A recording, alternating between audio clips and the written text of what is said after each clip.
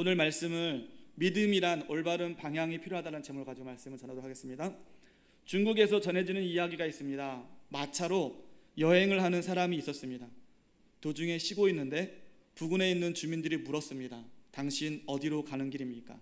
예, 저는 지금 초나라로 갑니다. 초나라라고요? 아니, 초나라는 남쪽인데 당신은 지금 가는 방향은 북쪽 아닙니까? 걱정 말아요. 이 말은 보통 말이 아닙니다. 굉장히 빨리 달리는 천리말입니다. 아무리 빨리 달려도 이 방향으로 가서는 초나라에 갈 수 없어요. 괜찮습니다. 아무리 오래 걸려도 여비는 충분하니까요. 그래도 그는 아무리 여비가 많아도 이리 가서는 초나라에 갈 수가 없다니까요. 그래도 그는 괜찮아요. 우리 마부는 말 다루는 솜씨가 뛰어난 사람이니까요 하면서 듣지를 않았습니다. 이 사람은 굉장히 빨리 달리는 천리마, 또 충분한 여비, 말 다루는 솜씨가 뛰어난 마부를 가지고 있었습니다. 이 사람은 초나라에 도착할 수 있었을까요? 이 사람에게는 한 가지 부족한 것이 있었습니다. 그것은 올바른 방향이 어디인지 몰랐다는 것입니다. 방향이 틀리면 소용이 없습니다. 우리의 믿음 생활도 마찬가지라고 생각합니다. 우리의 믿음 생활도 올바른 방향이 중요합니다. 우리가 믿고 행동하는 것이 하나님의 뜻과 일치하는가를 우리는 돌아볼 필요가 있습니다. 우리 믿음의 방향을 파악해 볼 필요가 있다는 것입니다. 때때로 우리는 자신의 뜻을 하나님의 뜻인 양 착각을 하면서 살아갈 때가 있습니다. 우리들은 내가 신앙생활하는 방향과 하나님이 원하시는 방향이 일치한다고 믿으며 신앙생활을 하고 있습니다.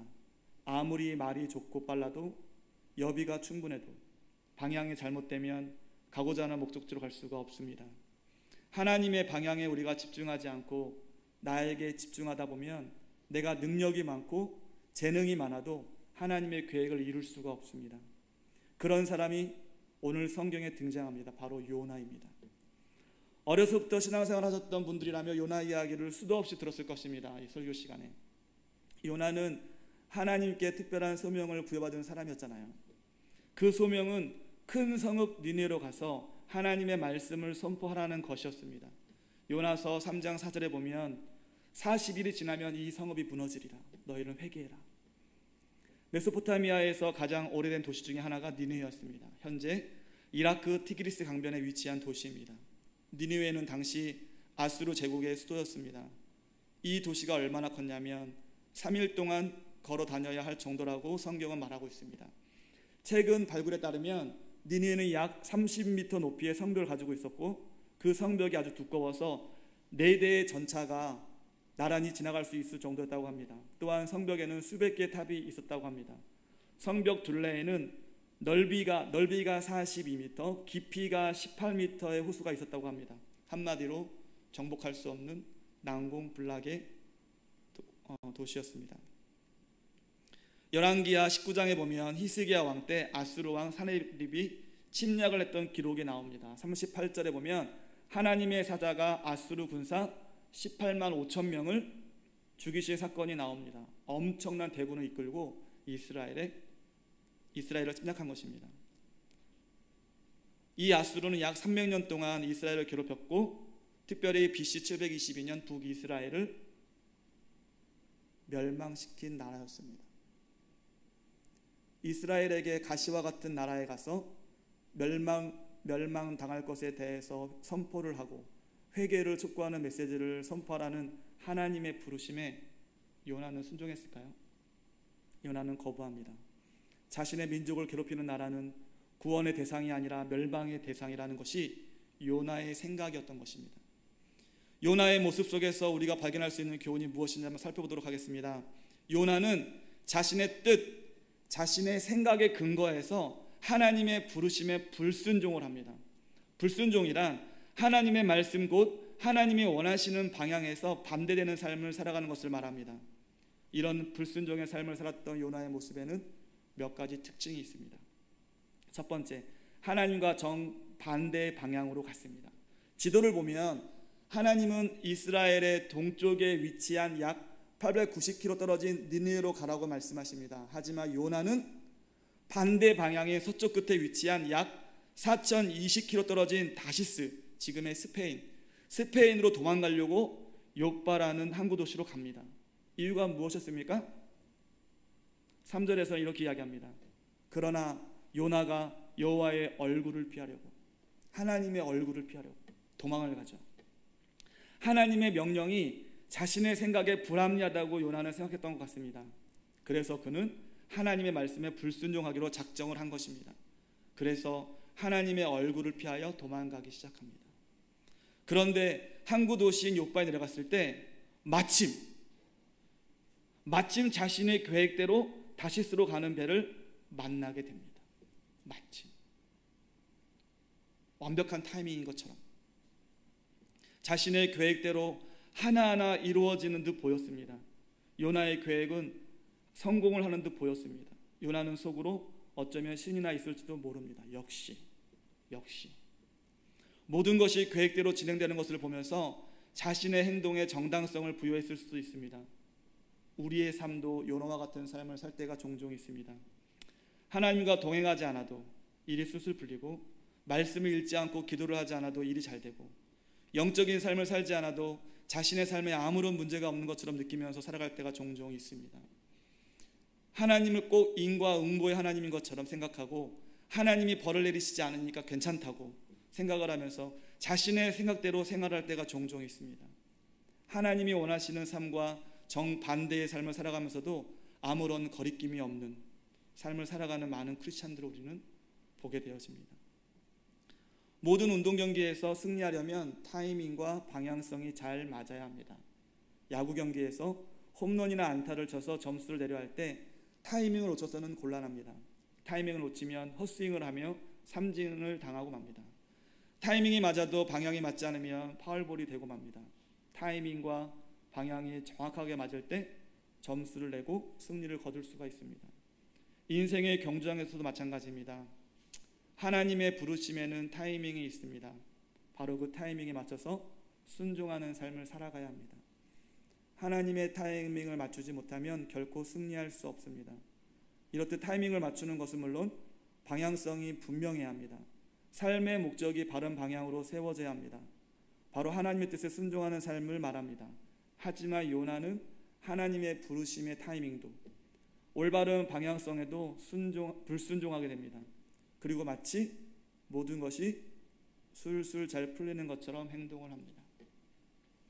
불순종하는 사람 요나의 특징 두 번째는요, 자신의 영적 무지를 깨닫지 못한다는 것입니다. 자신의 영적 무지를 깨닫지 못한다. 요나는 하나님의 얼굴을 피해 욥바에서 다시스로 가는 배에 올라갑니다. 그리고 배 맨 밑층으로 내려가서 누워 깊이 잠이 듭니다. 영적인 사람은 주변에서 일어나는 일에 민감하게 반응을 하게 됩니다. 하지만 영적으로 무지한 사람은 주변에서 일어나는 일에 대해 깨닫지를 못합니다. 지금 요나가 탄 배는 큰 풍랑을 만나 깨어질 정도가 되었다고 성경은 말하고 있습니다. 뱃사공들이 두려워할 정도의 커다란 폭풍우였습니다. 하지만 요나는 지금 어떻게 하고 있나요? 깊은 잠에 빠져 있다고 말하고 있습니다. 하나님의 낯을 피해서 도망하는 요나가 어떻게 이렇게 편안하게 깊은 잠을 잘 수 있었을까요? 어떻게 이럴 수 있었을까요? 배가 부서질 만큼 큰 폭풍우가 일어나고 요동을 치고 흔들리는데 어떻게 요나는 깊은 잠을 잘 수 있었을까요? 어떻게 이런 일이 가능할 수 있었을까요? 성경은 지속적으로 내려가고를 반복해서 요나서에서 이야기하고 있습니다. 3절 다시스로 도망하려 하여 욥바로 내려갔더니, 5절 요나는 배 밑층에 내려가서, 5절 누워 깊이 잠이 든지라. 이것은 요나의 영적인 상태를 말하고 있는 것입니다. 우리가 불순종과 타협을 하게 되면 점점 하나님과 멀어지게 되는 것을 경험하게 될 것입니다. 요나가 점점 깊은 곳을 향하여 내려가는 것처럼 우리의 삶도 점점 죄의 깊은 수렁에 빠지게 되는 것입니다. 불순종은 우리를 세상과 타협하게 만듭니다. 에덴 동산에서 뱀이 하와를 꼬시는 장면을 한번 생각해 보시기 바랍니다. 뱀은 하나님이 만드신 선악을 알게 하는 나무를 가지고 하나님의 말씀을 인용해서 하와를 유혹했습니다. 거짓말로 유혹한 게 아니에요. 하나님의 말씀, 하나님이 만드신 것을 가지고 하와를 유혹해요. 창세기 3장 1절로 6절 말씀 제가 읽어드리겠습니다. 그런데 뱀은 여호와 하나님이 지으신 들짐승 중에 가장 강교하니라. 뱀이 여자에게 물어 이르되 하나님이 참으로 너희에게 동산 모든 나무의 열매를 먹지 말라 하시더냐. 여자가 뱀에게 말하되 동산 나무의 열매를 우리가 먹을 수 있으나 동산 중앙에 있는 나무의 열매는 하나님의 말씀에 너희는 먹지도 말고 만지지도 말라. 너희가 죽을까 하노라 하셨느니라. 뱀은 여자에게 이르되 너희가 결코 죽지 아니하리라. 너희가 그것을 먹는 날에는 너희 눈이 밝아져 하나님과 같이 되어 선악을 알 줄 하나님이 아심이니라. 여자가 그 나무를 본즉 먹음직도 하고 보안직도 하고 지혜롭게 할 만큼 탐스럽기도 한 나무인지라. 여자가 그 열매를 따먹고 자기와 함께 있는 남편에게 주매 그도 먹은지라. 하와가 에덴 동산을 거닐면서 선악을 알게 한 나무를 지금 처음 봤을까요? 아니요. 매일 매 순간순간 봤을 거예요. 그리고 아담이 이야기했을 거예요. 아담이 하와에게 하와야 너가 이 모든 것을 다 먹을 수 있어. 이 모든 것을 다 하나님이 만드신 거야. 하지만 중앙에 있는 저걸 먹으면 안 돼. 하나님이 저걸 먹는 순간 너와 나는 죽는다고 말씀하셨어 라고 얘기했을 거예요. 하나님의 말씀을 분명하게 이해하지 못하고 그곳에 우리의 생각이 들어갈 때 불순종의 열매가 맺어지는 것입니다. 먹은직도 하고 부한직도 하고 지혜롭게 할 만큼 탐스럽게도 보이는 것입니다. 하와는 아담을 통해서 하나님 말씀을 알고 있었습니다. 하지만 정확하게 알지를 못했습니다. 선악을 알게 하는 나무 열매는 먹지 말라. 내가 먹는 날에 반드시 죽으리라 하시리라. 하나님 말씀하셨잖아요. 하지만 하와는 3장 3절에 이렇게 고백합니다. 동산 중앙에 있는 나무 열매는 하나님의 말씀에 너희는 먹지도 말고 만지지도 말라. 너희가 죽을까 하노라. 하나님이 하신 말씀을 듣기는 들었는데 정확하게 이해하지 못한 것입니다. 불순종이라는 것은 처음부터 완전하게 돌아서는 것이 아닙니다. 이 정도는 괜찮아. 하나님은 다 이해하실 거야. 내 상황 다 아시잖아. 하나님 누구보다 나를 너무 잘 아셔. 괜찮아. 사단은 우리에게 이렇게 속삭이며 우리를 점점 불순종의 세계로 깊이 인도하게 될 것입니다. 영적인 무지의 세계로 우리를 인도하는 것입니다. 베드로전서 5장 8절 너희 대적 마귀가 우는 사자와 같이 두루다니며 삼킬 자를 찾나니. 사자는 배고플 때 운다고 합니다. 우는 사자와 같이 사단은 삼킬 자를 찾고 있어요. 우리가 영적으로 깨어있지 않으면 우리는 사단의 밥이 될 수밖에 없습니다.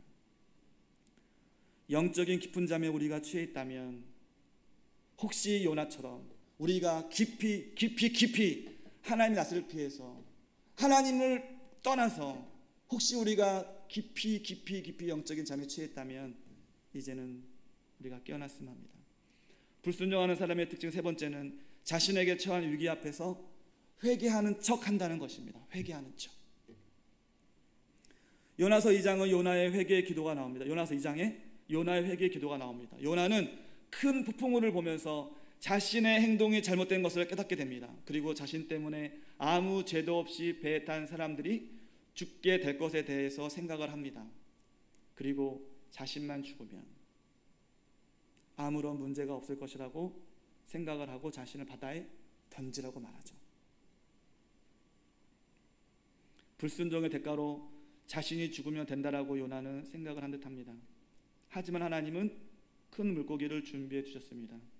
요나에게 소명을 주신 분이 하나님이시고 그것을 이루시는 분 또한 하나님이시기 때문입니다. 요나가 특별한 사람이어서가 아니라 하나님이 소명을 주셨기 때문에 하나님의 요나를 지키신 것입니다. 이 일을 경험하면서 요나는 물고기 뱃속에서 하나님께 기도합니다. 그리고 자신에게 소명을 주신 하나님을 기억합니다. 3장 1절에서 두 번째로 하나님께서 요나에게 소명을 주십니다. 여호와의 말씀이 두 번째 요나에게 임하니라 이르시되 너는 가서. 요나는 하나님의 부르심 앞에 최선을 다하는 것처럼 보입니다.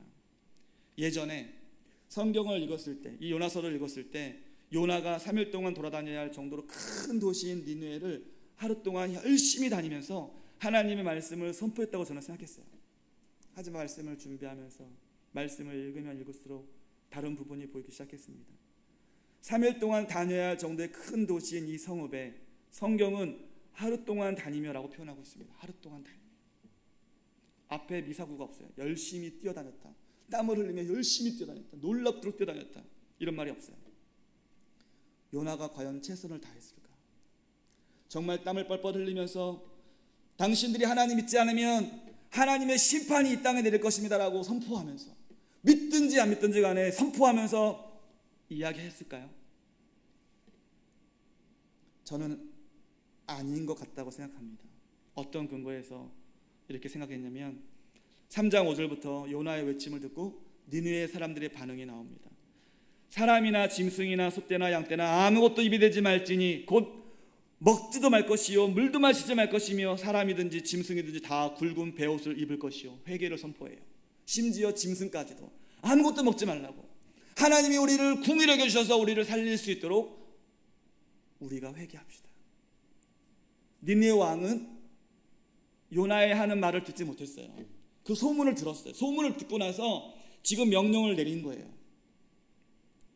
근데 4장 1절에서 3절을 보면 요나는 하나님이 재앙을 내리시지 않기로 결정을 하자 매우 싫어하며 성내면서 하나님께 따지는 장면이 나와요.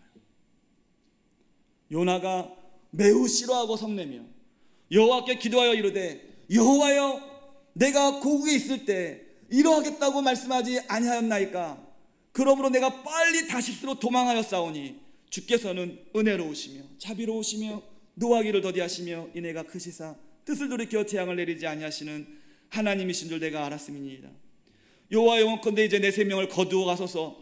사는 것보다 죽는 것이 내게 나음이니이다. 여러분, 하나님께 지금 뭐하고 있어요? 지금 따지고 있는 거예요. 성내고 있어요. 왜? 자기가 생각했던 대로 되지 않으니까. 나는 이 성이 멸망받았으면 좋겠는데, 그렇게 이스라엘을 괴롭히는 이 성이, 이 니느웨 성이 멸망받았으면 좋겠는데, 모두 죽었으면 좋겠는데 하나님이 그렇게 하시지 않으니까 하나님께 따지는 거예요. 여러분, 하나님의 성품 이야기하잖아요. 은혜로우시며 자비로우시며 노하기를 더디하시며 인애가 크시사. 이게요, 여러분, 비꼬는 거예요. 지금 비꼬는 거예요. 지금 하나님 앞에, 하나님 당신은 은혜로우시며 노하기 더디하시며 자비하시며, 비꼬는 거예요. 하나님 앞에. 대단하죠. 요나는 대단한 사람이에요. 그리고 심지어 뭐라고 그래요? 차라리 내가 죽고 싶습니다를 죽여주십시오. 재밌어요. 요나는 참 재밌어요. 요나는 여전히 자신의 생각에 꽉 차서 하나님의 부르심에 순종하고 있는 척하고 있는 것입니다.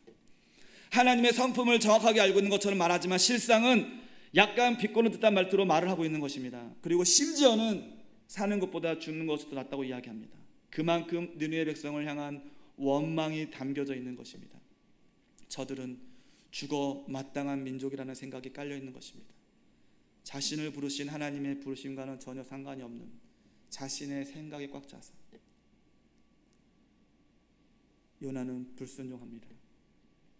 하지만 하나님의 진짜 마음, 어떤 마음이었을까요? 하물며 이 큰 성읍 니느웨에는 장우를 분별하지 못하는 자가 12만 명이요 가축도 많이 있나니 내가 어찌 아끼지 아니하겠느냐 하시니라. 하나님의 마음은 재앙이 아니라 구원이었습니다. 하지만 요나는 전혀 동의하지 않죠. 그리고 니느웨의 멸망을 기원하는 자신의 생각을 포기하잖아요. 요나가 성읍에서 나가서 그 성읍 동쪽에 앉아 거기서 자기를 위하여 초막을 짓고 그 성읍에 무슨 일이 일어나는가를 보려고 그 그늘 아래에 앉았던, 끝까지 포기하잖아요. 자신의 생각을, 고정관념을. 요나는 끝까지 불순종의 모습을 보입니다. 이런 요나를 향하여 하나님은 박농쿨을 사용하셔서 하나님의 마음을 설명하시죠. 하나님 여호와께서 박농쿨을 입에 하사 요나를 가리게 하셨으니 이는 그의 머리를 위하여 그늘이 지게 하여 그의 괴로움을 면하게 하려 하심이었더라. 요나가 박농쿨로 말미암아 크게 기뻐하였더니 하나님이 벌레를 입에 하사 이튿날 새벽에 그 박농쿨을 갉아먹게 하심에 시드니라. 해가 뜰 때 하나님이 뜨거운 동풍을 예비하셨고 해는 요나의 머리에 쪼임에 요나가 혼미하여 스스로 죽기를 구하여 이르되 사는 것보다 죽는 것이 내게 나으니이다 하니라. 하나님이 요나에게 이르시되 내가 이 박농쿨로 말미암아 성내는 것이 어찌 옳으냐 하시니 그가 대답하되 내가 성내어 죽기까지 할지라도 옳으니이다. 여호와께서 이르시되 내가 수고도 아니하였고 재배도 아니하였고 하룻밤에 났다가 하룻밤에 말라버린 이 박농쿨을 아꼈거든 하물며 이 큰 성읍 니느웨에는 좌우를 분별하지 못하는 자가 12만 명이요 가축도 많이 있나니 내가 어찌 아끼지 아니하겠느냐 하시니라. 요나는 처음부터 끝까지 하나님의 뜻에 집중하기보다는 자신의 고정관념, 즉 자신의 신념 속에서 생각하고 판단하며 행동했습니다. 그것이 맞다고 생각하면서 불순종의 요나가 순종의 아이콘으로 변화되었다고 예전에는 생각했었는데 말씀을 묵상하면 묵상할수록 그렇지 못한 요나를 발견하게 되었습니다. 요나는 처음부터 끝까지 자신의 생각 속에서 하나님의 부르심을 이해하고 행동을 하고 있는 것입니다. 그리고 심지어 하나님께 화를 내고 있습니다. 하나님이 원하시는 진짜 깊은 뜻에는 관심이 없어요. 요나는 자신의 생각에 몰두했기 때문에 자신이 원하는 것에만 집중하고 그것을 하나님의 뜻인 양 착각하면서 행동을 하고 있는 것입니다. 그렇기 때문에 자신의 생각대로 심판이 임하지 않자 하나님께 화를 내고 성을 내는 것입니다. 소명을 주신 분이 하나님이시고 그것을 이루시는 분도 하나님이십니다. 우리는 단지 사용되어지는 도구입니다. 우리의 삶 속에서 일어나는 결과는 우리의 예상과 불일치할 때가 있습니다. 하지만 그것 때문에 하나님을 원망하고 불평할 필요가 없습니다. 우리가 하나님 위에 존재하려고 하면 안 됩니다. 요나의 불순종의 모습 속에서 우리의 모습은 보이지 않습니까? 지금 나는 어떤 삶을 살고 있는지. 어느 폭풍우가 치는 날 배 한 척이 조난을 당해서 구조를 요청하는 신호를 보냈습니다. 본부로부터 연락을 받은 구조선의 선장은 급히 파도가 몰아치는 바다를 향해 배를 띄웠습니다. 그때 한 젊은 구조원이 선장에게 항의를 했습니다. 이러한 상황에서 배를 띄우는 것은 죽는 것이나 마찬가지라며 반대를 했습니다. 그러나 선장은 명령이니 가야 한다고 했습니다. 그러자 구조원은 명령대로 출발하지만 다시는 돌아오지 못할 것이라고 말했습니다.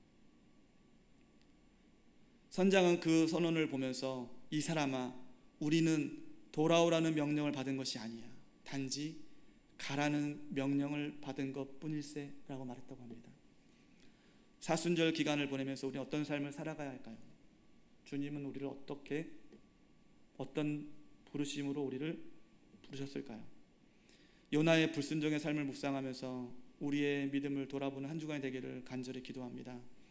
나의 삶의 방향은 주님이 원하시는 곳으로 향하고 있는지, 나는 매 순간순간 영적으로 깨어 있는지, 순간의 위기를 넘기 위해 회개하는 척하며 기도하고 있지는 않은지 돌아보며 한 주간을 보냈으면 좋겠습니다. 아무런 대가 없이 주님은 우리를 위해 온전한 순종을 십자가 위에서 하셨습니다.